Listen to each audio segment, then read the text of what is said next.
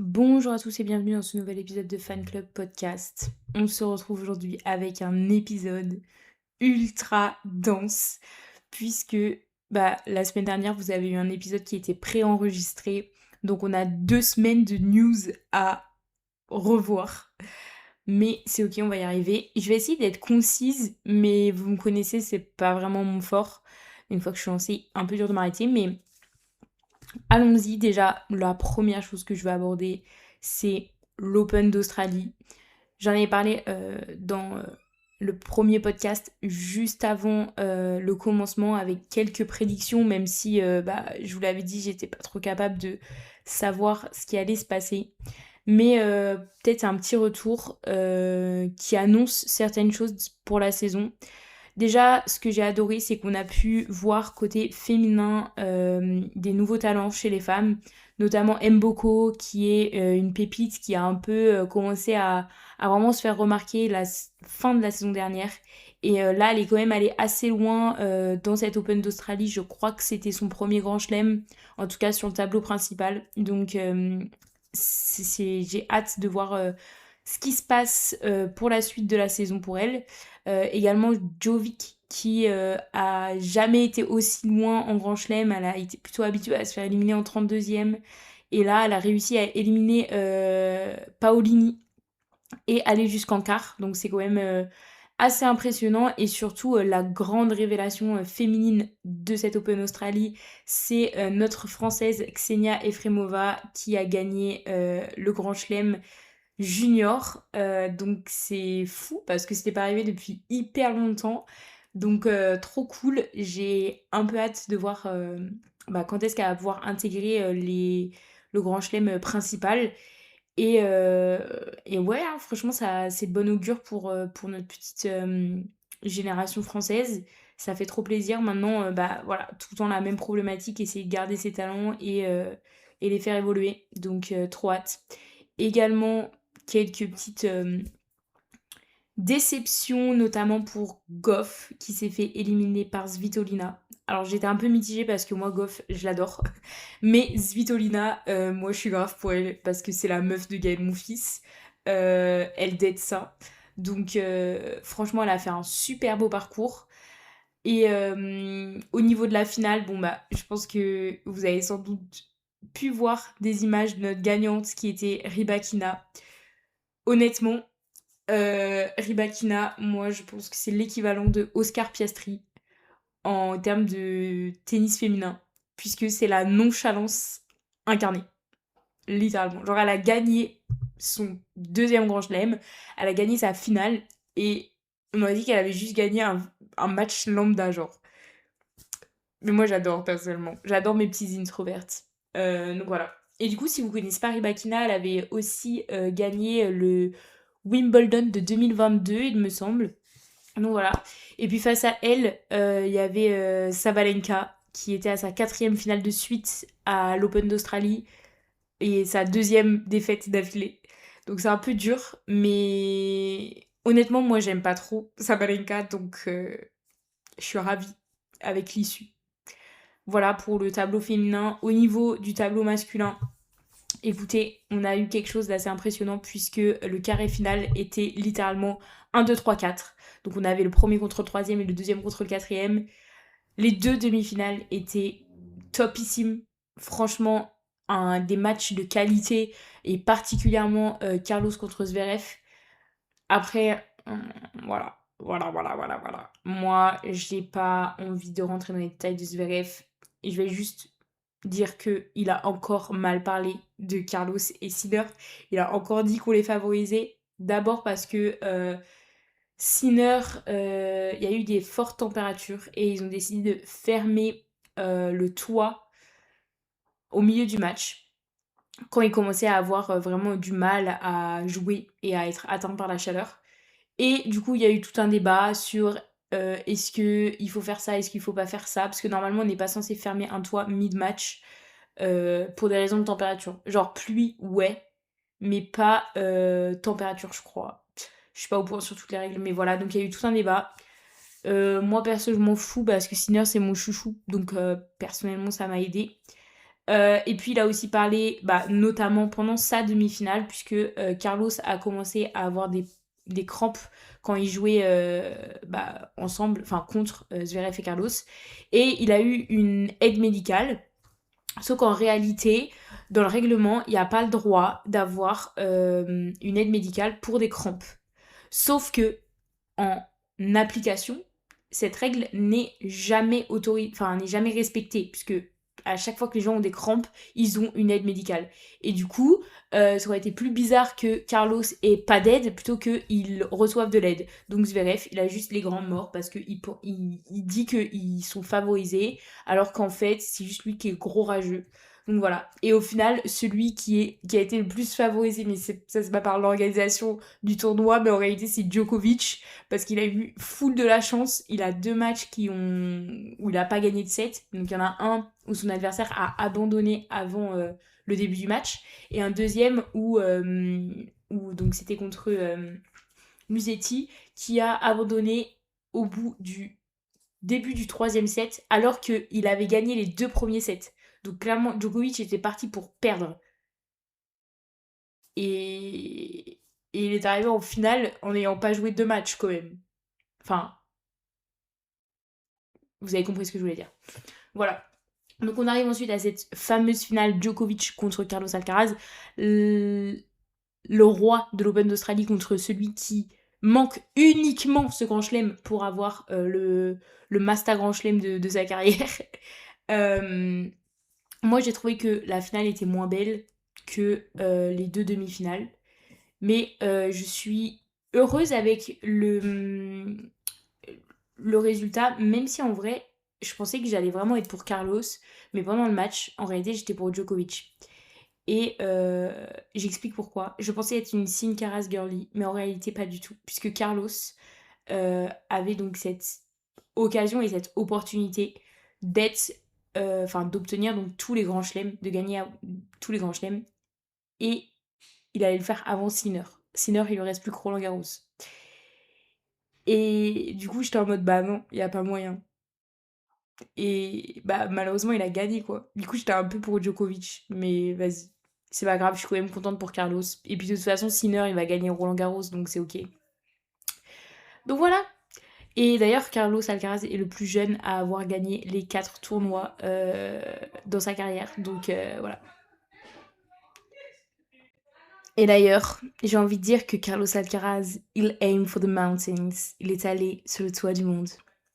Et ceci est une transition pour parler rapidement du documentaire sur le pingouin qui a été viral cette dernière semaine. Comme vous le savez, j'étais au ski la semaine dernière. Et c'est une rêve qui m'a suivie pendant toute la semaine sur les pistes, puisque nous étions en face de mountains et nous étions en train de dépasser nos limites physiques finalement. Et du coup, nous avons dû adopter le penguin mindset, c'est-à-dire aim for the mountains. Et en fait, c'est un mindset qui consiste pour moi à aller dans le sens de ses ambitions et de sa vision. Et pas aller suivre les autres, suivre son cours, suivre sa voie. Et c'est ce que nos athlètes de la délégation olympique vont devoir réaliser à Milano Cortina dans quelques jours, puisque les JO commencent ce vendredi soir.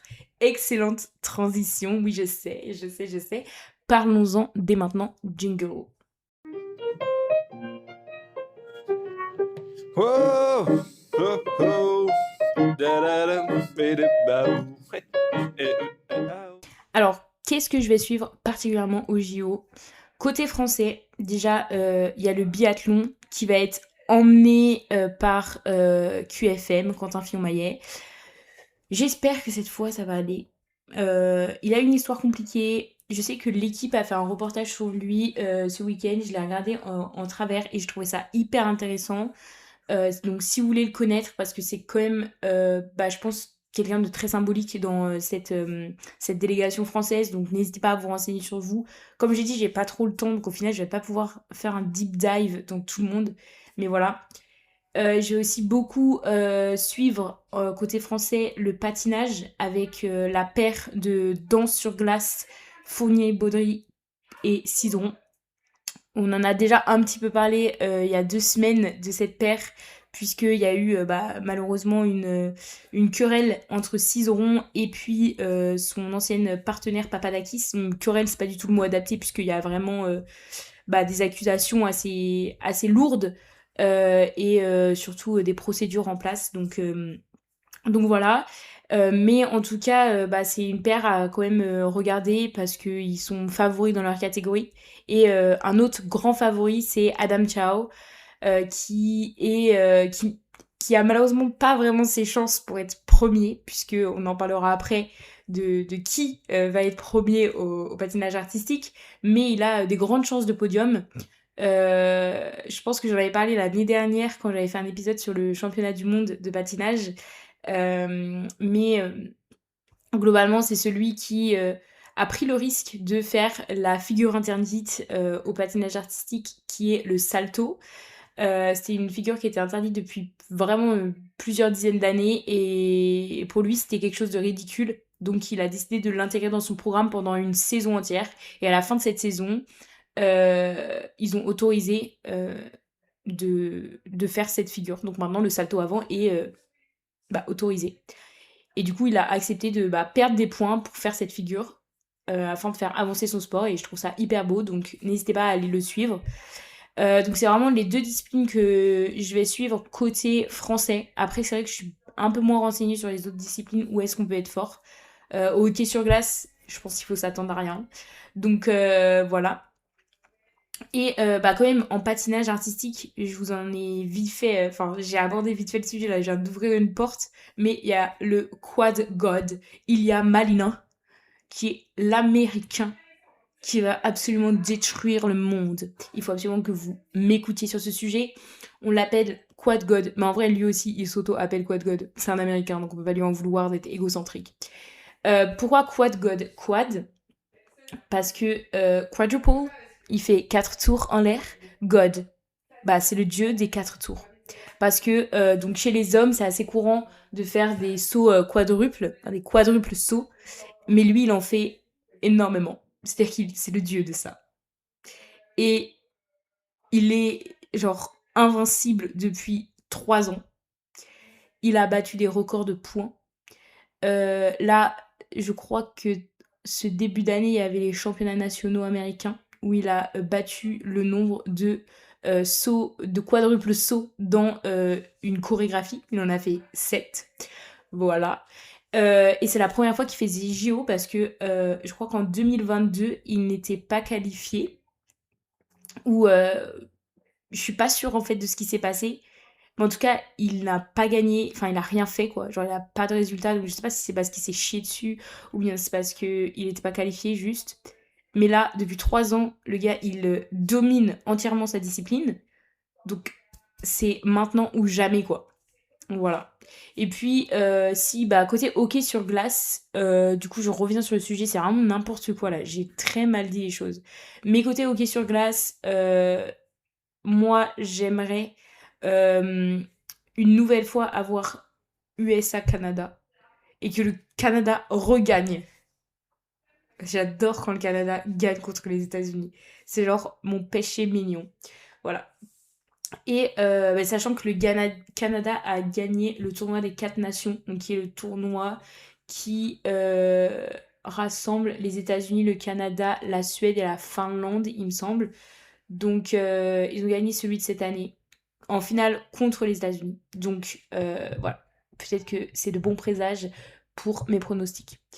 Je voulais également parler de d'autres informations qui sont un peu random. La première, c'est que Hudson Williams et Connor Story, qui sont les 2 acteurs qui ont joué dans la série Heated Rivalry, je vous en ai déjà parlé, mais globalement c'est la série qui suit 2 joueurs de hockey qui commencent un petit peu à avoir des relations sexuelles ensemble, mais ils sont rivaux, et c'est dans un sport ultra masculiniste, ultra homophobe, historiquement, du coup ils doivent se cacher. Ces 2 acteurs ont été porteurs de la flamme olympique. Et j'ai trouvé ça trop beau de faire ça. Donc, merci le comité olympique de les avoir choisis. Parce que c'est tellement... Enfin, c'est sûr que ça a été décidé vraiment last minute parce que le show, la série, elle a été connue genre vraiment juste au fin décembre, fin d'année dernière, du coup. C'est du last minute et genre, c'est trop cool de les avoir intégrés parce que ça veut dire beaucoup de choses. À la fois, bah, c'est l'intégration de la culture actuelle, mais surtout, voilà, ce sujet qu'il porte dans la série, le sujet de la sexualité au hockey et de manière générale dans le sport. Donc voilà. D'ailleurs, en parlant de sexualité, j'ai vu une petite rumeur qui m'a fait hilar de rire. Non, pas du tout. Qui m'a fait bien rire. Euh, L'autre jour, je tombe sur un article de l'équipe qui me sort que agrandir son pénis pour sauter plus loin en saut à ski. C'est un premier degré d'information. Sachez que certains athlètes de saut à ski ont agrandi leur pénis pour leur permettre de sauter plus loin. Vraie analyse, vraie donnée. Et apparemment, vrai résultat derrière. Écoutez, si ça, c'est pas hilarant. Voilà. Et également, une information un petit peu moins fun, même carrément pas fun du tout. Il y a quelques semaines, il y avait la Coupe du monde de combiné nordique. Et lors de cette Coupe du monde, les femmes ont protesté en levant leur bâton au moment du départ. Et la raison pour cette protestation, c'est que le combiné nordique féminin est la seule discipline des JO qui est encore non autorisée pour les femmes. Du coup, voilà. Et les hommes ont également protesté contre cette décision en faisant de même, en levant leur bâton sur la ligne de départ. Et du coup, c'est hyper triste parce que il y a plein de... Enfin, il y a plein d'athlètes qui ne vont pas être représentés. Et voilà, enfin, à un moment donné, on est en Big 2026. Enfin, voilà quoi. Enfin, non. Mais bon, sur des meilleures nouvelles concernant le sport féminin, on a d'abord Dorian Pain, notre pilote de Formule 4 qui avait gagné la F1 Academy l'année dernière, notre chère française, qui a été nommée Development Driver pour Mercedes, ce qui est une excellente nouvelle.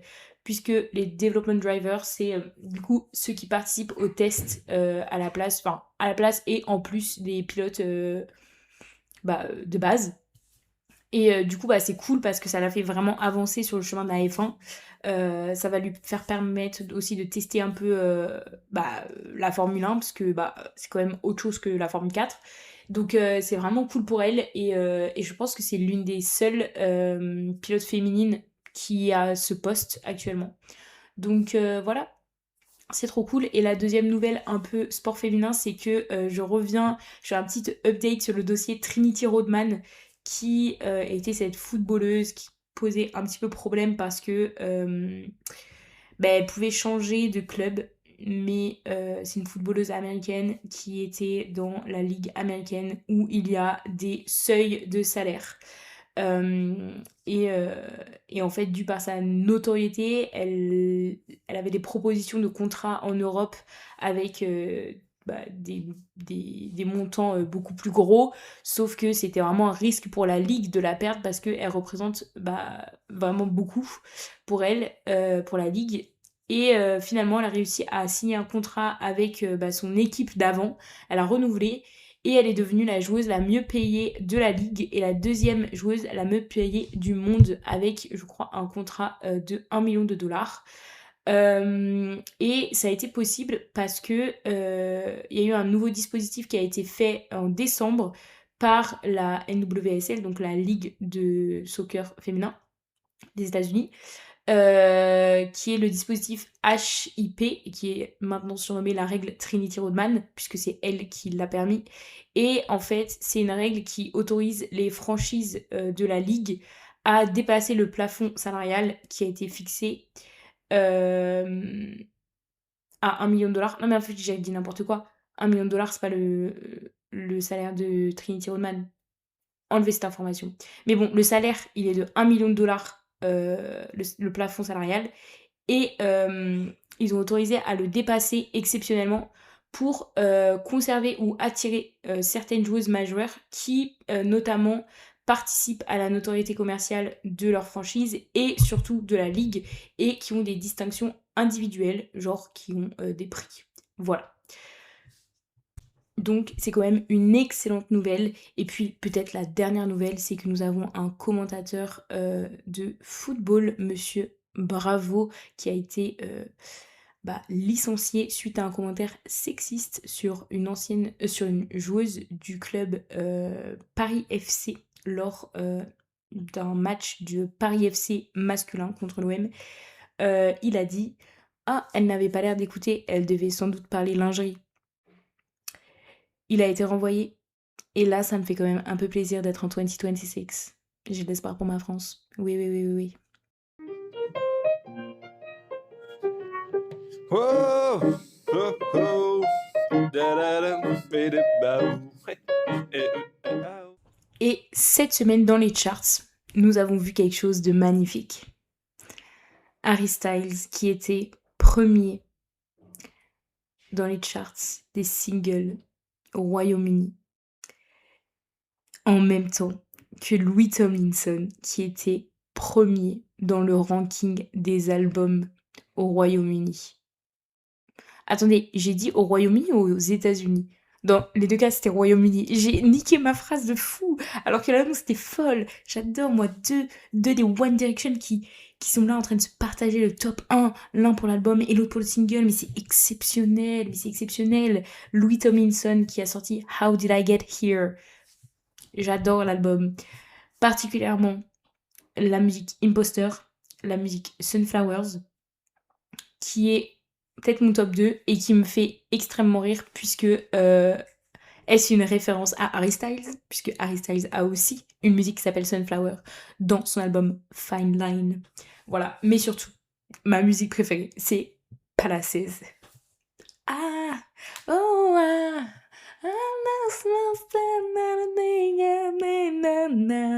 bref, aujourd'hui j'ai écouté cette musique et je me suis dit, fuck, j'ai besoin d'écouter cette musique en live. Je vais sur Spotify, je clique sur le lien pour aller sur Ticketmaster. Il y a encore des places le 21 avril pour aller voir Louis Tomlinson. Qu'est-ce que j'ai fait? J'ai sorti ma carte bancaire, j'ai payé et voilà. Donc je vais voir Louis Tomlinson et voilà. Et sinon, ouais, je recommande cet album. Je l'ai pas encore, je pense que j'ai pas encore fait suffisamment d'écoute, mais vraiment, je le recommande. Et comme je l'ai dit, donc en même temps qu'est sorti cet album, Harry Styles a sorti Aperture. Il a également sorti le nom tout le track de son album. Aperture, j'ai adoré. Je trouve que dedans, je ressens que ce gars fait des marathons. Vous voyez ce que je veux dire ou pas? Parce que là, quand je m'imagine courir sur cette musique, ça fonctionne. Et je pense que c'est largement dû au fait que ce gars fait des marathons. C'est un marathonien finalement. Donc voilà, c'est une nouvelle personne désormais. Il a besoin d'écouter ses musiques en courant. Donc il doit faire des musiques up tempo, un petit peu électro. Vous voyez ce que je veux dire? Mais bon, là, on dirait que je suis ok avec Harry Styles. Mais en réalité, je suis un peu énervée contre lui. Pourquoi? Harry Styles a annoncé une tournée, qui n'est pas vraiment une tournée puisque c'est sur un concept de résidence où je crois qu'il a sélectionné 5-6 villes dans le monde entier où il va rester entre 10 et 30 soirs. Je suis contre ce système puisque le concept d'une tournée, c'est que l'artiste tourne et pas que ses fans fassent le tour du fucking monde. Du coup, non, s'il vous plaît, arrêtez. J'ai été un peu calmée lorsque j'ai su qu'il allait normalement faire une tournée en 2027 qui allait inclure, qui allait être sur le concept d'une tournée basique. Mais du coup, moi j'aime pas. Moi j'aime pas trop ce principe. J'aime pas trop ce principe, après je leur en veux pas, mais en fait je trouve ça juste trop con. Genre c'est comme Zayn, mais c'est comme plein d'artistes en fait qui font des résidences. Moi je comprends pas trop le concept de résidence. Parce que le but d'une tournée et le but de se produire en live, c'est de rencontrer tout son public. Et quand tu restes au même endroit, tu rencontres pas tout ton public. Tu rencontres tout le temps le même public déjà. Et, et tu peux pas voir genre tous les gens qui t'aiment et qui adorent ta musique. Et puis, soyons honnêtes, les fans en France, les fans aux États-Unis, les fans en Amérique latine, les fans au Royaume-Uni, les fans en Espagne, c'est pas les mêmes. C'est pas les mêmes. Genre, pour moi, ça n'a pas de sens. Et ça, pour ça, je suis contre Harry Styles parce qu'il fait tout le temps des demi-tournées. Et là, du coup, avec ce concept de résidence, c'est encore pire. Également, un autre coup de gueule, c'est en France, avec Ticketmaster et par la loi européenne, nous sommes protégés puisque les prix sont fixes. En revanche, aux États-Unis, Ticketmaster applique une loi de variabilité des prix en fonction de la demande. C'est-à-dire que là, nous avions des tickets qui étaient mis en vente à plus de $1000. C'est un non pour moi. C'est un non, c'est un refus catégorique. Et maintenant, là, j'en ai marre. C'est bon, j'en ai marre parce qu'en fait, moi, je vais vous dire. La musique live, ce n'est pas censé être une activité de riche. Ce n'est pas censé être quelque chose qui est euh, extraordinaire. Ce n'est pas censé être quelque chose qui soit réservé à une classe sociale. Et moi, ça m'énerve et ça me branle fortement que les prix des concerts commencent à être exorbitants. Ça me gêne d'un point de vue social et ça gêne mon porte-monnaie. Puisque là, on est quand même rendu à 8 concerts que j'ai achetés cette année de ma pocket. Et mon porte-monnaie subit encore les conséquences de ces 8 concerts. Donc par pitié, agissez autrement. Agissez comme Louis Tomlinson, comme Olivia Dean, qui s'est battue contre Ticketmaster pour permettre de refuser le fait que des tickets soient vendus, enfin revendus plus cher que leur prix initial. Ce qui est quand même le b.a.-ba. Le b.a.-ba. Enfin vraiment. Donc merde, quand même. Et puis surtout, autre chose que j'ai envie de dire. Depuis quand on sort des tournées, on sort les ventes avant de sortir son album? Enfin, excusez-moi, mais là, je suis en train d'acheter des places à $100 et je connais même pas les chansons que tu vas chanter. Et je l'ai fait pour Bruno Mars, mais parce que Bruno Mars, ça va être un kiff absolu parce qu'il va forcément faire des musiques d'avant. Et puis, je savais qu'il allait retourner dans un concept un petit peu jazzy funky. Donc j'adore. Mais sur le principe, ça va pas du tout. Ça va pas du tout. Et tout le monde me dit, oui, mais tu vois, comme ça, si son album marche pas, bah, ça n'impacte pas sa tournée. Mais je m'en bats les couilles, en fait. Les gars, c'est de l'art. En fait, c'est de l'art. Genre, les artistes, ils sont matrixés par le capitalisme. Et là, ça me saoule. Parce que c'est pas normal. Genre, c'est pas normal. Moi, je suis désolée, j'ai pas envie d'acheter des places et me rendre compte que je n'aime pas ton album. Pourtant, c'est ce que j'ai fait pour tous les artistes presque que je vais voir. Mais c'est pas une raison, genre. Arrêtez de faire ça, moi, ça me saoule, en fait. Ça me saoule. La vie de ma mère. Bref. C'est la raison pour laquelle je n'ai pas pris de place pour aller voir Harry Styles. Également parce que Ticketmaster UK, c'est un enfer. Frère, c'est jouer au Twister. T'appuies sur un truc et ça disparaît. Voilà, donc j'ai complètement abandonné de faire ça. Tant pis. Tant pis. À la place, j'ai pris des tickets pour aller voir Louis Tomlinson. Ça coûte moins cher. C'était pas sold out. Et surtout, il passe à Paris. Voilà. Voilà. Voilà. Bref, pour me calmer un petit peu, j'aimerais retourner sur un sujet un peu plus funny, un petit peu plus funky. Les performances marquantes des Grammys. Puisque les Grammys, c'était ce dimanche soir. Moi, j'ai regardé presque toutes les performances qui ont eu lieu. Et j'ai adoré celle de Sabrina Carpenter, mais vraiment, mais sa capacité de avoir une direction artistique dans ses performances, c'est incroyable. Mais en plus, c'est ce sens du comique qu'elle a. Chanter Man Child comme ça, en fait. Mais meuf, mais ça se voit que cette meuf, elle est en permanence sur l'autoroute du kiff et sur l'autoroute de l'arrogance et du comique. Mais frère, mais elle mérite le pass Ulysse là pour aller encore plus vite sur cette fucking autoroute. Mais vraiment, je l'adore. Mais à un point, frère, j'ai pas les mots. Deuxième chose, Addison Rae. Absolument incroyable. Bon après, certains diront, elle avait du mal à chanter. Mais je m'en fous. Puisque Addison Rae, ce n'est pas une chanteuse genre que tu viens pour écouter. Tu viens pour l'avoir fucking dansé là. Et et habiter la scène. Et moi, j'ai été habitée par Addison Rae en regardant cette vidéo. Tout simplement. Et également, j'ai été mais agréablement surprise et vraiment cueillie par la performance de Lola Young qui nous a fait une reprise de Messi au piano absolument divine. C'était, oui, c'était une performance absolument divine. Je n'ai pas l'autre mot parce que c'est vraiment venu des dieux. Donc c'est venu du ciel et des dieux et ils se sont posés là sur le petit nuage et ils ont tous kiffé quoi.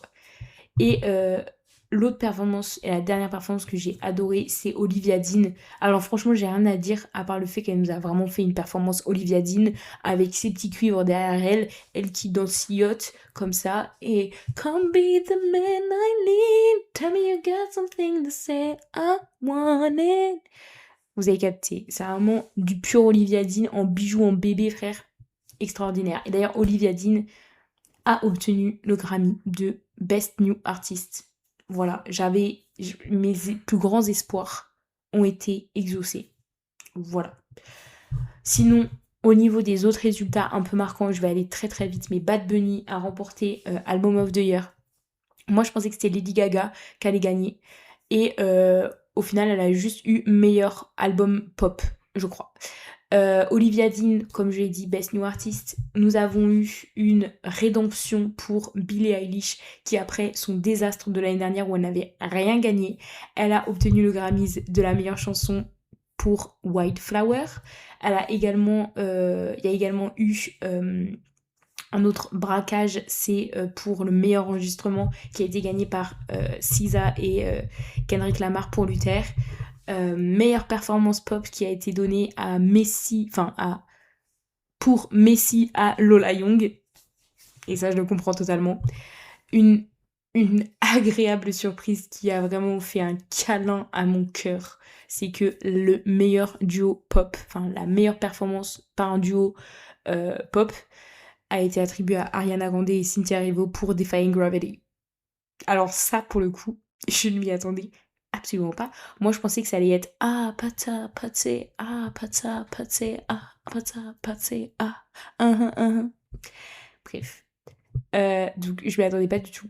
Et une petite tristesse, mais bon, voilà, c'est que pour la meilleure couverture d'album, qui était une nouvelle catégorie cette année, j'aurais aimé que ça soit Joe qui la gagne.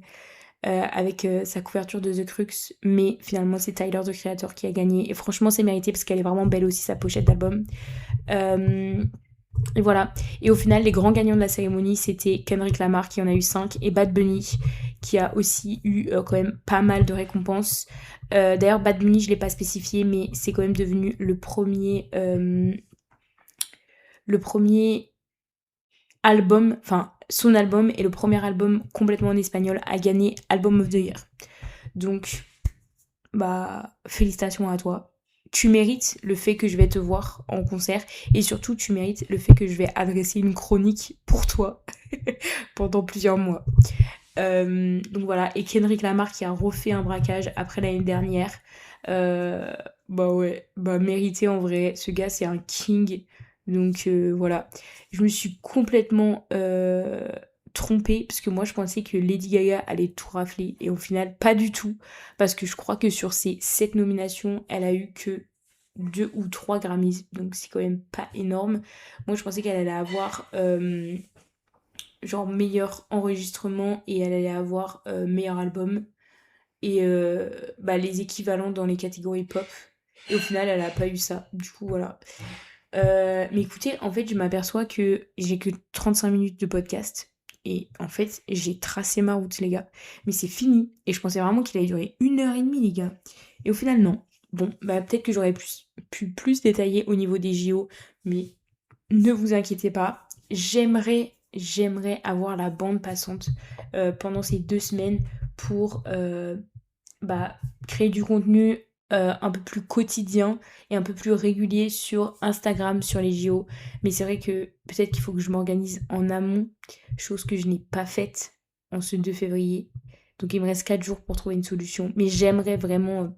genre là, c'est un peu la première grande compétition sportive que je vais suivre avec le podcast. Et c'est vrai que je suis un peu paniquée, je ne sais pas comment gérer cette information. Donc je vais y réfléchir. Donnez-moi des idées, surtout. Donnez-moi des idées.